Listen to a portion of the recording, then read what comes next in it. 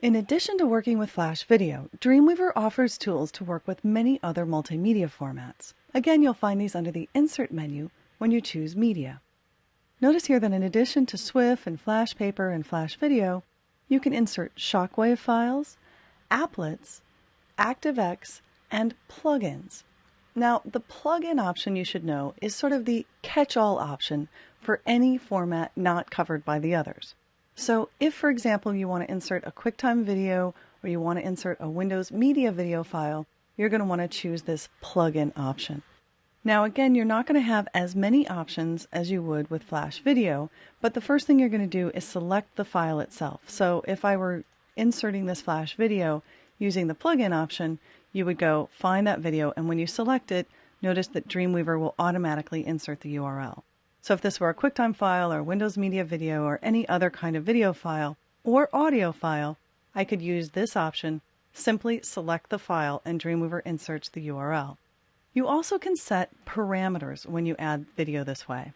Now, parameters are a little cryptic if you're new to working with multimedia, but you can do things like autoplay true. So the name is autoplay, the value is true. That instructs a browser to play the video automatically when the page loads.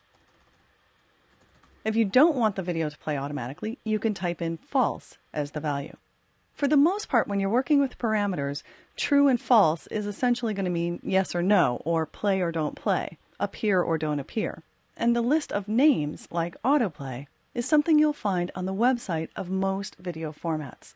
So if you're working with a format like QuickTime, I suggest you use a search engine like Google, search for QuickTime plus parameters, and you should find a list of options that you can set using this parameters dialog. Once you've inserted a video, QuickTime, Windows Media, or any other format, you'll also find a button for parameters in the Property Inspector. So once you've inserted that video, just select it, and in the Properties Inspector you can make these settings as well. Note, you'll also have to specify the height and width of any other kind of video. Dreamweaver will only automatically set the height and width if it's Flash Video. If it's any other kind of video type, you need to know the size of that video yourself, and you'll need to enter it by typing in the height and width into the Properties Inspector. So again, I'm not going to spend a lot of time on this option in this Dreamweaver Essentials training, but I did want to point out that there are other ways you can insert multimedia using Dreamweaver.